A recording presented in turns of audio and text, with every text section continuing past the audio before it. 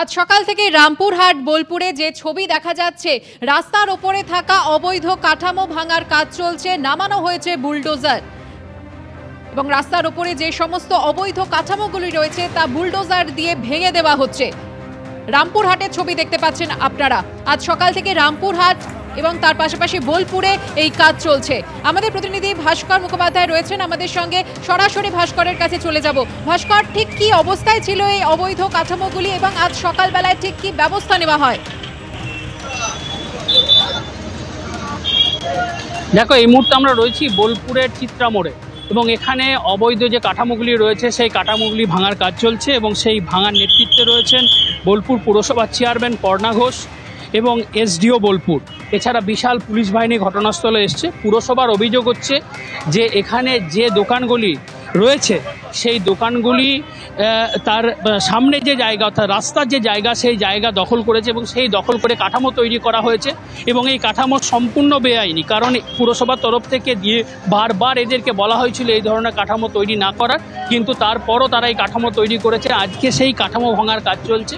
পুরসভার চেয়ারম্যান পর্ণা ঘোষ জানিয়েছেন যে মুখ্যমন্ত্রী নির্দেশ দিয়েছেন যে কোনো উচ্ছেদ হবে না, কোনো হকারকে উচ্ছেদ করা হচ্ছে না, কিন্তু শহর জুড়ে যে অবৈধ কাঠামো তৈরি করা হয়েছে সেই কাঠামো কিন্তু সম্পূর্ণভাবে ভেঙে ফেলা হবে।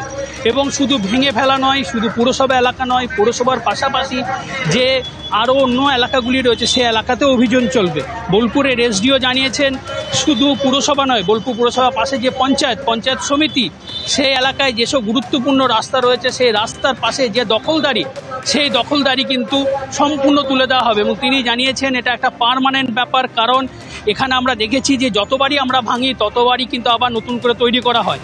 এবার যাতে তৈরি না করতে পারে তার জন্য একদম স্থায়ী ব্যবস্থা করা হবে, তার জন্য প্রশাসন কঠোর ব্যবস্থা নেবে যাতে এইগুলো যাতে তৈরি না হয়। কারণ আমরা দেখতে পাচ্ছি যে এই যে বিভিন্ন লজ বা অন্যান্য যেসব দোকান রয়েছে সেই দোকান যেখানে দোকান তার থেকে অনেকটা অংশে বেরিয়ে এসছে তারা এবং সেখানে কাঠামো তৈরি করেছে, এমনকি বড় বড় স্ল্যাব তৈরি করা হয়েছে, পাঁচিল তৈরি করা হয়েছে এবং সেইগুলো সম্পূর্ণভাবে ভেঙে দেওয়া হচ্ছে। এবং যাতে এগুলো তৈরি না করতে পারে তার জন্য পুরসভার তরফ থেকে নোটিশ দেওয়া হবে।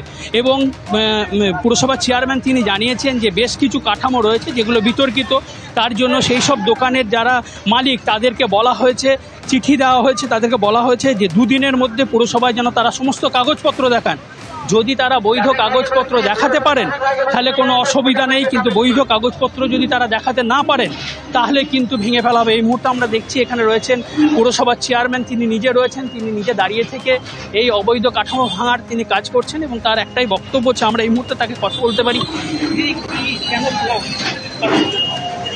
দেখুন, আমাদের কম বেশি সবার জানা যে 24 তারিখে নবান্ন সভাগৃহে ম্যাডাম একটা সভা করেছিলেন।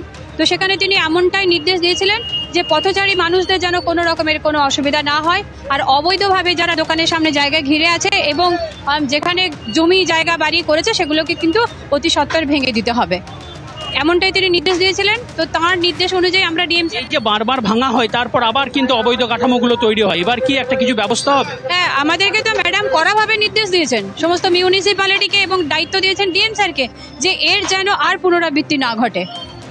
এখন কি বোলপুর থেকে পুরো শান্তিনিকেতন পর্যন্ত সমস্ত কাঠামো ভাঙা হবে? একদম একদম সমস্ত। একটা জিনিস খুব পরিষ্কার যে তিনি পরিষ্কার করে দিলেন যে শুধু বোলপুর নয়, শান্তিনিকেতনের ভেতরেও যেসব রাস্তার পাশে দোকান রয়েছে সেখানে যে অবৈধ কাঠামো রয়েছে সেই কাঠামোগুলি সম্পূর্ণভাবে ভাঙা হবে এবং এই যে ভাঙার প্রক্রিয়া পুরোটা পার্মানেন্ট, অর্থাৎ এরপরে যেন এখানে আর কোনো কাঠামো তৈরি না হয় সে ব্যবস্থা করা হবে। অন্যদিকে আমি জেলা শাসক বিধান রায়ের সঙ্গে কথা বলেছিলাম, তিনি জানিয়েছেন শুধু পুরসভা এলাকা নয়, এখানে যে 6টি পুরসভা এলাকা রয়েছে সেখানে যেমন চলছে বিভিন্ন পঞ্চায়েত সমিতি, যেখানে গুরুত্বপূর্ণ যে শহরগুলি রয়েছে, গুরুত্বপূর্ণ যে গঞ্জগুলি রয়েছে, যেখানে যে গুরুত্বপূর্ণ রাস্তা রয়েছে সেই রাস্তার উপরে যত অবৈধ কাঠামো করা হয়েছে সে ভেঙে ফেলা হচ্ছে। আমরা দেখতে পাচ্ছি এখানে যেসব পোল তৈরি করে পোল বসানো হয়েছিল দোকানের তরফ থেকে যাতে এখানে গাড়ি দাঁড়াতে না পারে সেই জন্য পোল বসানো হয়েছিল সেগুলো ভেঙে ফেলা হচ্ছে। এমনকি যে কংক্রিটে যে কাঠামো তৈরি করা হয়েছিল দোকানের সামনে সেগুলো ভেঙে ফেলা হচ্ছে এবং দোকানদারদের সতর্ক করা হয়েছে যাতে তারা আর নতুন করে কোনো কাঠামো তৈরি না করেন, কারণ কাঠামো যদি তারা তৈরি করেন তাহলে কিন্তু তাদের বিরুদ্ধে আইনত ব্যবস্থা নেওয়া হবে। ধন্যবাদ ভাস্কর।